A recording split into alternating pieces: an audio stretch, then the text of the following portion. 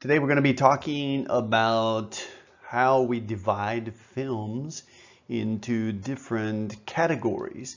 And there are lots of different categories and there are lots of different ways to do that. But one of the main ways that films are divided is through genre. And it's basically just a story type, right? So let's just define that first so that we have kind of a more clear idea of what it is we're talking about when we talk about genre. Because there are lots of genres, and there are even sub-genres where you have it just keeps kind of going on down the line, and even the line isn't really clear sometimes from one genre to the other. Now we have these that are kind of right down the middle that are fairly clear and easy to see, but sometimes it's a little difficult to tell which genre a particular film fits into. And sometimes then that causes a problem for the film, right? So uh, first off, the idea about genre is that this actually dates all the way back to Greek, ancient times and ancient Greek literature, but it's at its core, it's the simplest way for us to categorize, to make categories for stories. So it kind of divides them into sections. So maybe if you were going to a department store, you could kind of look at it this way. When you go to a video store, or no one does this anymore, do they? But maybe you're scrolling through Netflix. Often movies are divided by just these basic categories of film, right? So some of them are very broad, like just action or romance. And then some of them are a little more specific. So like, say, Korean drama isn't a genre. Now, drama is, right?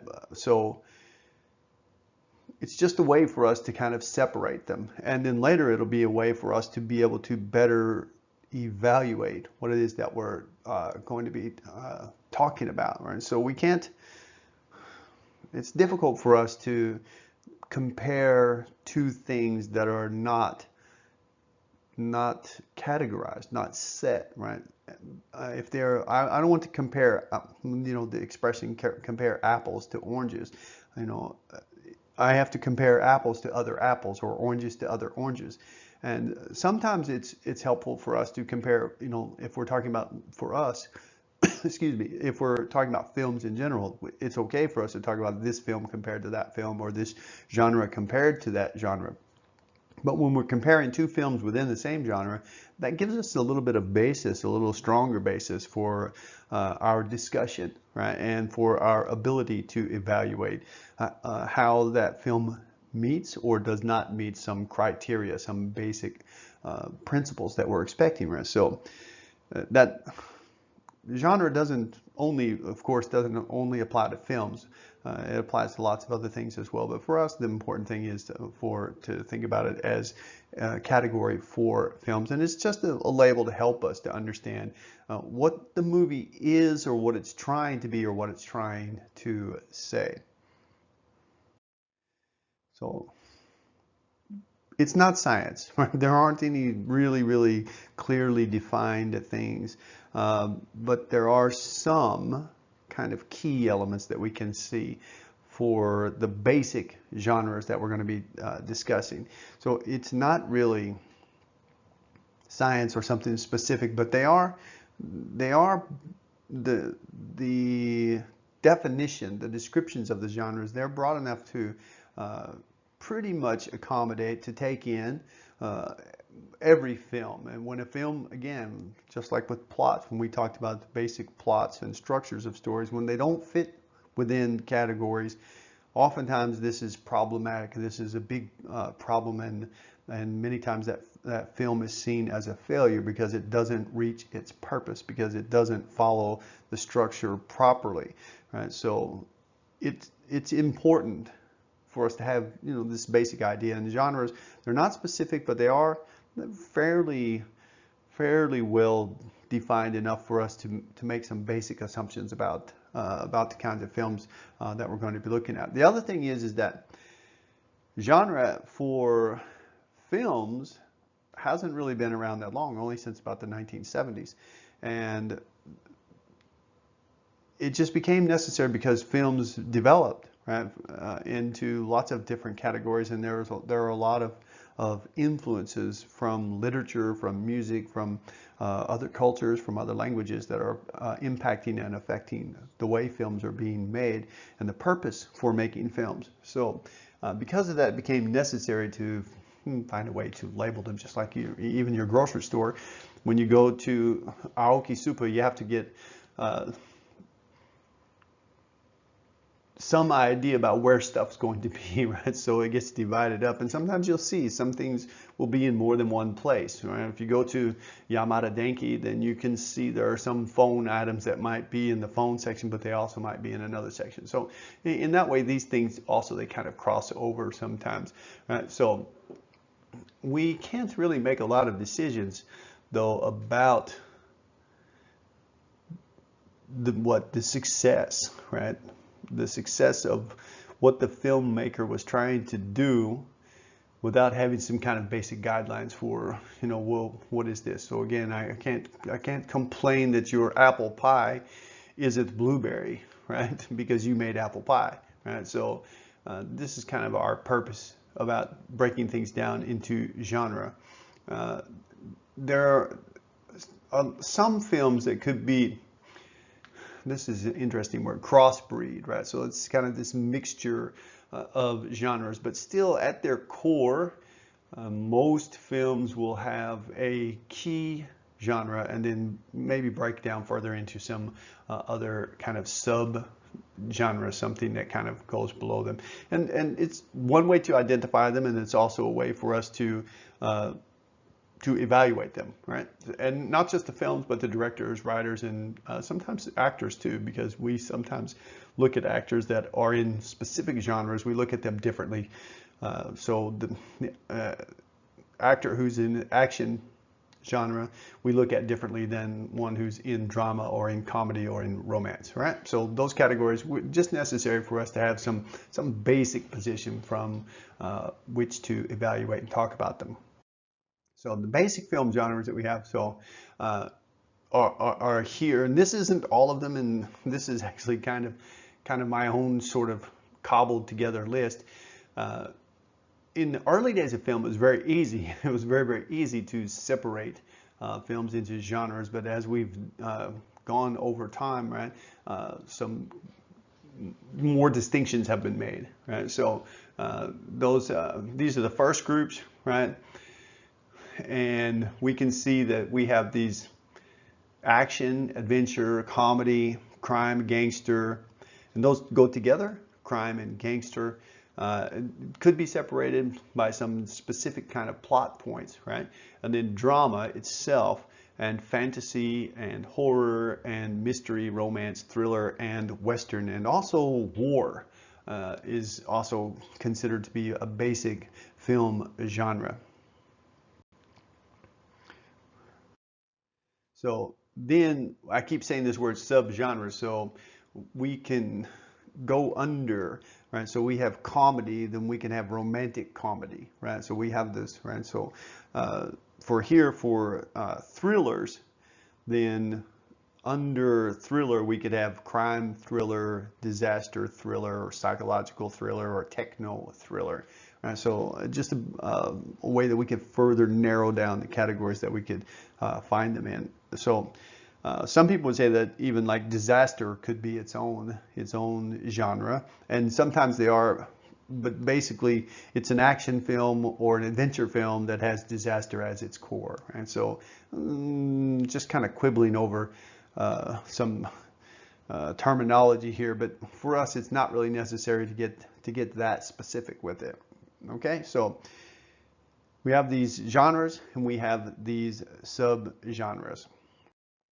And then what happened is maybe around the 1970s when it really started to get kind of crazy in the film industry, where more and more we're getting these adaptations and this kind of mixing together of what were the standard genres and creating more subgenres and combinations, right? So it's not creating a new genre, because there isn't a new genre now, because we have them pretty much covered with science fiction and techno and all of these kinds of things, right?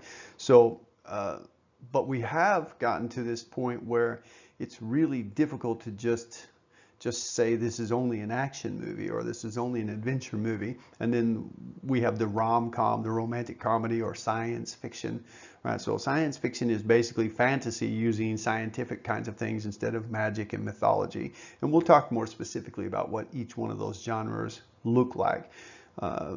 For the most part. But we have these other little kind of labels that we put on, like buddy movies. So buddy movie could be a movie where it's about two guys or two girls or even two animals that are going together who are moving along on some journey, right? And then so you have buddy movies, but then you have buddy cop movies. So Bad Boys is a pretty good example of a very popular movie. Maybe Men in Black is also, it's kind of a buddy cop movie, even though it's science fiction too, right? So then we have road movies. Road movies are about travel, about taking journeys. So remember we talked about the hero's journey, right? The hero goes on some big journey, right? This Odyssey, right? So road movies are those, and then actually just disaster films, right? So they've kind of fit into their own category. So disaster films would be about earthquakes or huge explosions or volcano erupting or a tidal wave or a big ship is sinking or that kind of thing, right? So Titanic would be basically a disaster movie, but it's told through the point of a romance in some ways, right? So it's not comedy, right? And it's really not a romance, and we'll talk more about the specifics of that because romance has to end well. We want it to end satisfactorily for the couple, right? And if you remember Titanic, or if you've heard about Titanic, it doesn't really end well for Jack and Rose. So that kind of takes it out of that category, even though it's the plot lines, right, for telling that story, but then the genre of that story is still disaster film. Okay?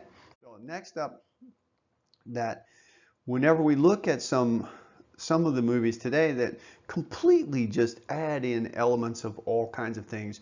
So I kind of call it like the the pop band, right? The One Direction band kind of thing, this pop idol band effect, right? So instead of sticking to one genre, and which generally most of the time as movie viewers, film viewers, we are usually fans of one genre more than others, and sometimes very limited. Some people are only fans of one genre of film. Others like many different genres, but most people are more particular and will stick in one single genre. And what's happened is that films, in order to be profitable, right, in order to make more money, they've learned to mix in enough of these other genres to bring in the audience for action into a romance, or for comedy into an adventure, right? So they mix them together. And maybe one of the bigger examples of that would be Star Wars, because Star Wars has a little bit of everything, right? So it has romance. It has romance that goes bad. It has romance that goes well. It has very strange kinds of romances that are happening there. But it's science fiction. It's fantasy. It's kind of a war movie, right? It's all of these things that are put together. So Star Wars, the Marvel universe movies too are very similar in that way. Is that there's the smart guys, there are the funny guys, there are the really powerful guys, the really fast guys, the really beautiful women. There are battles, there are jokes, there's at least hints at romance. So even in like Iron Man, those things, right? So it's this real conglomeration, this mixture of all of these elements of genre. Now, Star Wars is at its core science fiction, and Marvel is basically action, right? And we'll define what each of those more specifically are, but they're just beginning to be like characters that we've had where we talked before about the protagonist and the antagonist, that they kind of defy actually just, okay, go into here, you go into this box, you fit this description, so you have to stay here. So it is getting more and more difficult for us to be able to just fit them right into that. And that's okay. That's also okay, but it just helps us to know where we should be starting, right? So we need to know what they are, and we need to know what the elements of the basic elements for these genres are. It gives us this kind of jumping off point for beginning our discussions and our evaluations for them about their success and also for maybe their failure. So please keep all of that in mind, that there isn't a specific, now there's a general line, and some movies will fall only within that, but it's also possible that we can see some elements of some other things, some other genres that might happen within any particular movie. So we didn't even talk about musicals and dance, right? Or even epic or historic movies, right? Movies that are about these past times, right? So there are lots of genres, and it's not necessary for us to memorize them all or whatever, but just for a starting point for our discussion, we're going to begin working with these what, 8 or 9 different ones that we're going to have here. So we're going to discuss the genre, and I'm going to give you a few examples just to give us a little bit of a purchase, a place that we can kind of stand right while we're talking about films. This way we can compare our apples to other apples and our oranges to other oranges. Okay?